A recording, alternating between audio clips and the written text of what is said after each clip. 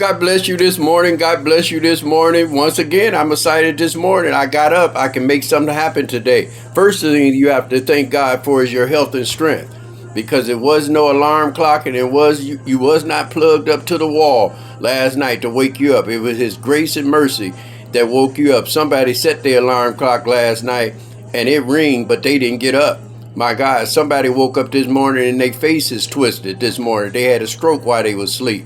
My God, some people didn't make it through the COVID. Some people are still going through the COVID right now in intensive care with the COVID. And you sitting here looking at me and you're not wondering why you're not happy this morning. Well, I'm here to tell you this morning, you should be grateful this morning that God got you up in your right mind to make something happen. Well, today we're going to talk about something that's really serious, and I really think a lot of people really play around with their life too much. Especially with the positive stuff. The negative stuff, we don't have no problem in taking and preparing for our negative. We're going to prepare for that.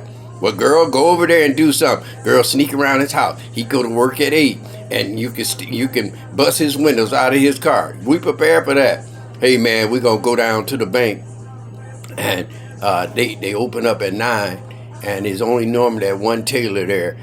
He just searched it out. He prepared. He's getting ready to rob that bank. Come on, somebody. We get it. I can't wait to get to church. I'm going to give her a peace of mind right there when we baking pies in the kitchen. I'm going to pull her to the side and tell her what I need to tell her. See, we prepared to do negative things, but we never prepared to do positive.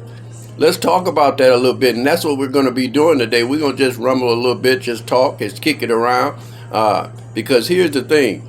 If the room is on fire, and my leg is caught up under the cabinet, I don't need you to come in there and tell me, well, this room is 842 degrees. I know it's hot in here. I'm stuck. I'm in here with you. I know it's hot.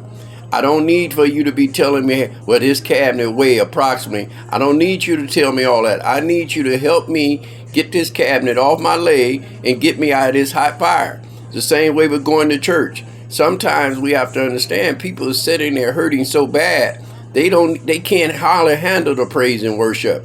This is why I'm telling you, you have to know how to take care and prepare for your life even before you know Jesus Christ. Because if all of us, truth be told, I raise my right hand if you can't find yours, none of us was smart at 20, most of us.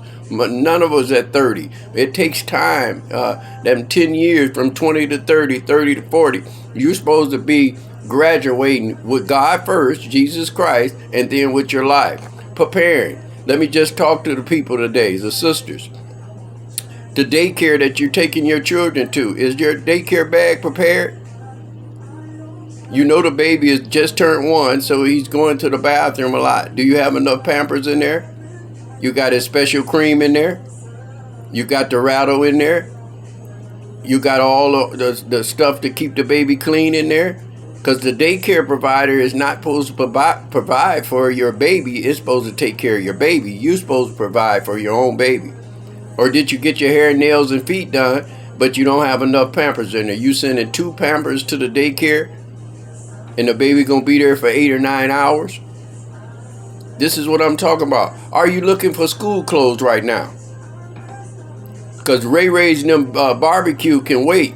You can put them little shorts on a little later on, but you need to really be responsible for what's going on in your household first.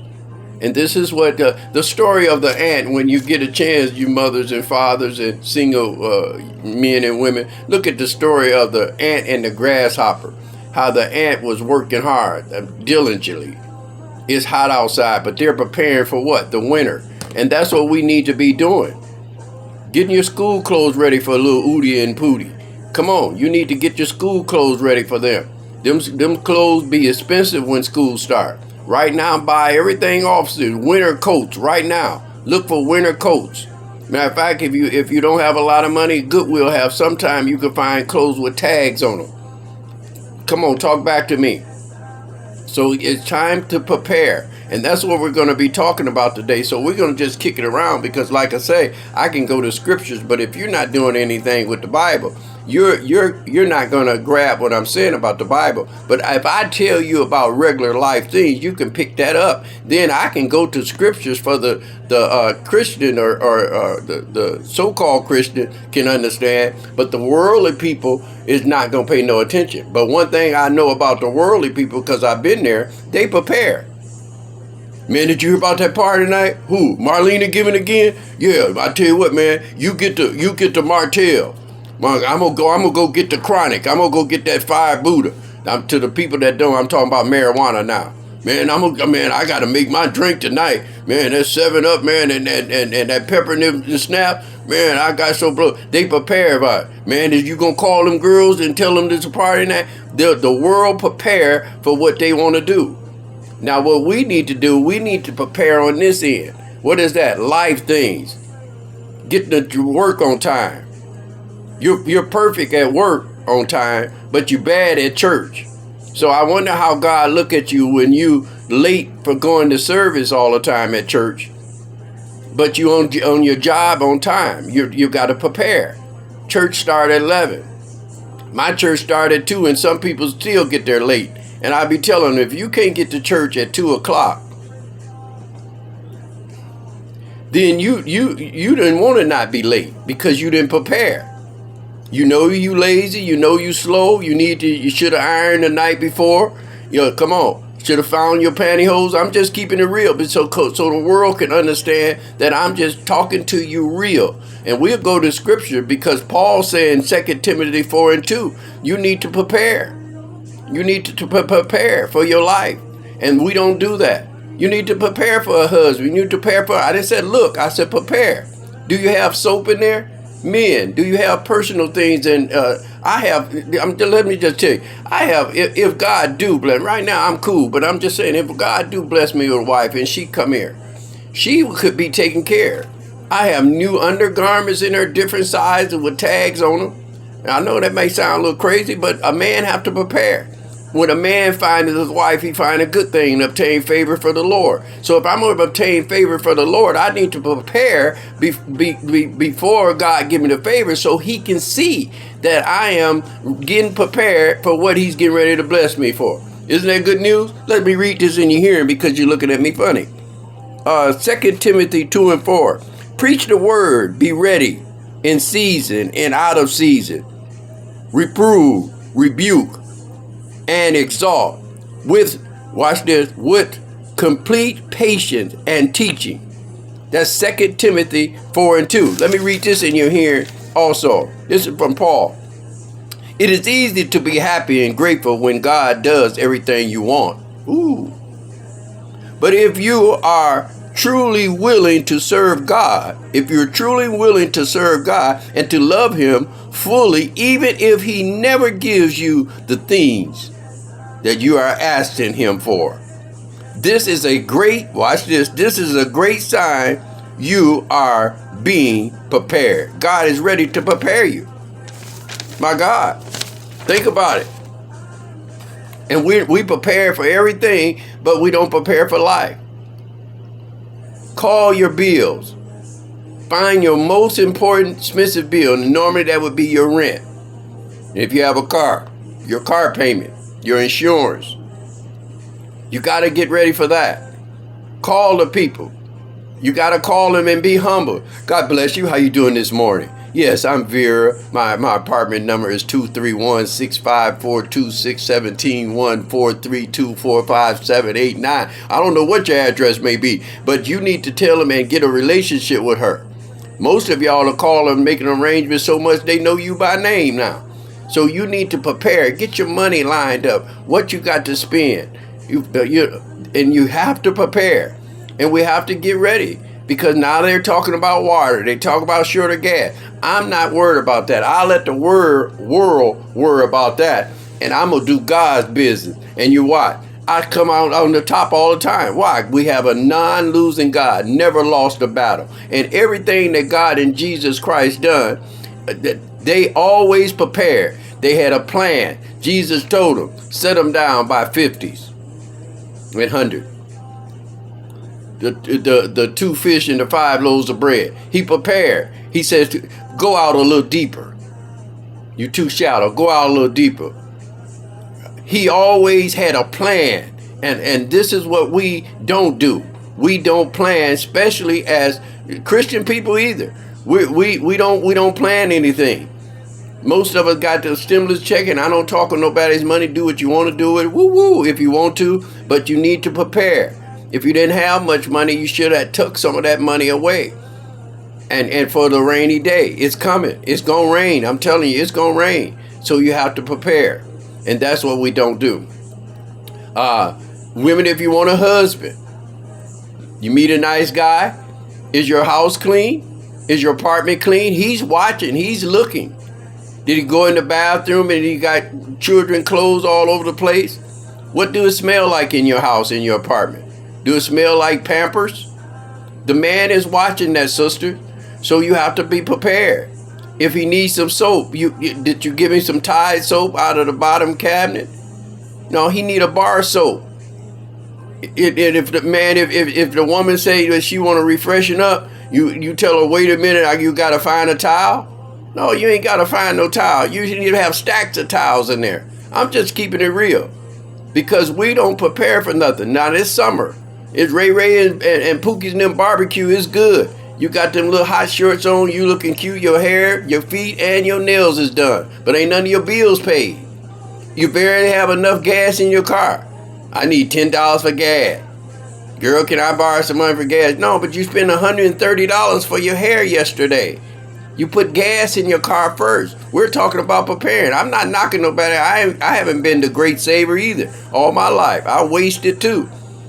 But one thing I have learned now that I'm preparing. Do you have any water in your house? Do you have food in your house? How's your cabinets? I was just looking at a study. They said between 8 and 12 days, I think you can go without food and no water. 8 to 12 days. And if you have water, they say you can go a month. So we need to prepare. You need to get ready. It's just so much I want to dive in. Let me give you a few points and then I'll get out of your hair. Let's look at point 1, telling the good news of Jesus Christ. That's one of the good signs that you're ready to receive whatever God gives you, but you're preparing. Getting a relationship with Jesus Christ, telling the good news of Jesus Christ to your friends, co-workers, siblings, family members, mama, daddy, whoever you run across to in a respectful way. There's a time and season for everything. That's number 1, having a relationship with Jesus Christ. Number 2, preparing for change. Mama gonna die, daddy gonna die, your wife gonna die, your children might die. So you have to prepare. And how do I do it? I don't never look for negative, but I beat negative up first and then I cover it over with positive, if that makes sense. Negative is gonna come. The Bible speaks of it. Trials and tribulations gonna come. Paul said, if you take these thorns out of my side, these bills and these problems I got, I can make it, Lord. I can work for you. God said, no, my grace is sufficient. Sometimes God allow us to go through some stuff that we have been through to remind us of it, that it was him that got us out of it, if that makes sense. So we need to prepare, church. We need to prepare. Prepare for change. Your husband walked out of you. Or he walked off, left you with them 4 children. And he didn't leave you for no woman. He left you for a man. So the hurt is great. But you have to prepare for change. If he don't want you, somebody do. And if somebody can walk away from you without looking back, let them go. Let me say that again. Let them go.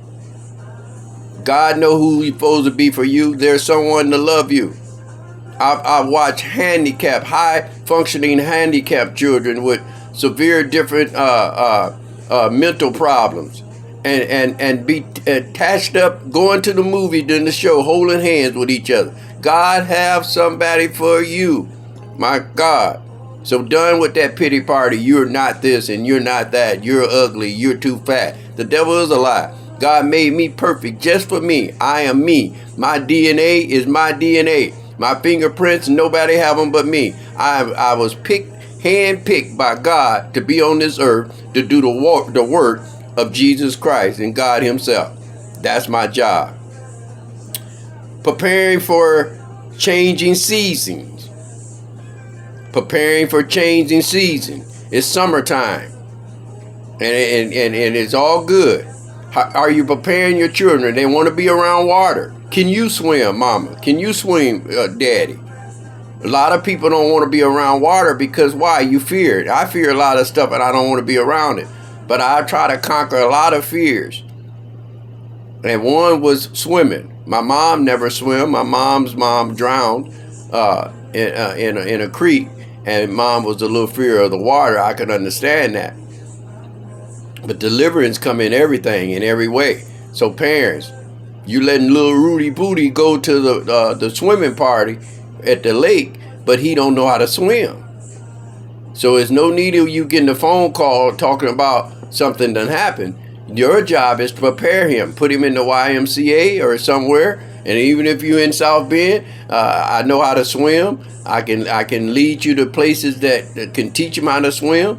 And I'll even help you, because here's the thing. I'd rather give a little help than watch something happen to your children.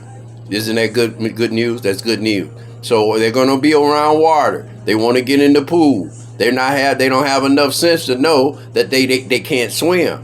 You have to be a parent and tell them about the water. Plus, you may as well take lessons too, because I do know a lot of us, and when I say us, black folks don't swim. And we need to swim. And I know, sisters, about your hair. I know that. But I'm telling you, that hair won't be cute if something happened and you have to swim. So let's think about it. We never knew what happened a year ago was going to be. That's COVID-19. So I'm not speaking anything, but I'm telling you, prepare. If something happened, is your car ready? You got gas in it? You went to casino last night. You spent $300 of your rent money, and now you don't have gas. You got to go to work this week, but you woo-woo. You whooped and woo on the weekend. Now you're stressing. Got to catch the bus. You didn't prepare. Running late. Come on. Talk back to me. You have to prepare. Season changes. Buy them children them school clothes now. Buy you some winter outfits. You go to church a lot, get you some church outfits now. Winter, make it winter. They cheap.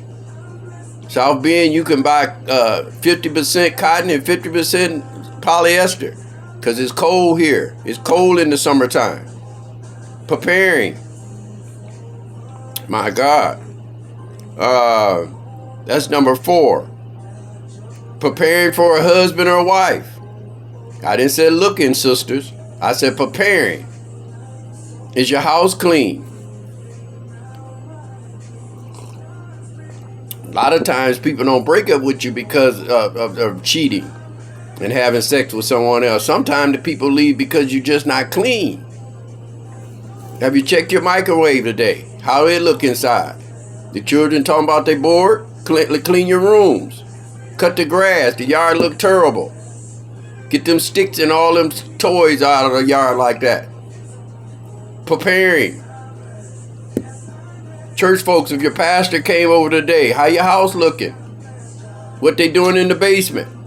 Preparing. If you're gonna be any kind of leader in the church, be responsible for that. You're responsible for everything else, your attitude. Can't nobody tell you you're responsible for all that. Be a great leader in the church. I don't have no attitude, really. I don't. I'm just a messenger. Prepare for a husband. Prepare for a wife. Is your laundry done? You got 3 children. Don't wait till laundry is so packed up that you have to look for clothes for them to wear and washing clothes on your hand. You waited too long. Get it set up. I'm going to wash every other Tuesday. That'll keep your clothes balanced. You young teenager girls, learn them how to wash. Learn them how to cook. Young girls don't know how to cook nothing. They can boil and make them a little breakfast. You sisters, you got to learn how to cook. That man want to eat. He did not leave you because of he had sex with Marlena. He left you because Marlena cooked. I ain't gonna get no help. I'm not gonna get no help today. Y'all looking at me funny. But these are things God is telling to prepare. And it ain't about no Bible. It's about just regular common sense too. Quit spending all your money. You should always have your new money, your check, your old check run into your new check. What do you mean? Take a 10 and tuck it. So when you get your little $320 check, you actually got $330 because you kept a 10 from your last check. Now take another 10 off of that new check. My God. Preparing for your bills. With your bills in order. You know you got rent. You know you got your car. You got car insurance. You got food. Where the order of biblically the way it's supposed to go, you know, your 10th. One thing about the government, they take their 10th off right off the top. You ain't got no control of that. But when it comes to a pastor saying that you need to take your 10th or whatever your tithes and offer off your check first, then we get all they go talking about money. No, I don't need that little money that the church give.